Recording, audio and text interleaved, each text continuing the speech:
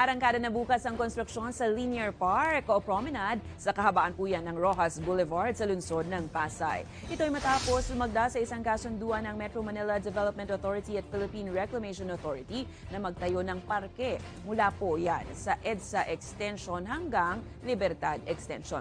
Habang nasa 70 million pesos naman ang inilaan na pondo ng gobyerno para dito. Magmumula ang pondo sa MMDA habang ang budget para sa maintenance ay kukunin naman sa Pasay City LGU. Inaasahang matatapos ang proyekto bago ang Pasko.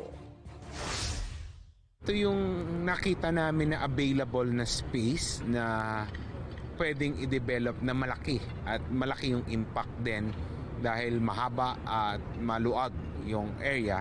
Tutulong ang Pasay LGU sa pag-maintain, pag-aalaga, pagpapaganda palalo ng ating Rojas Boulevard Promenade.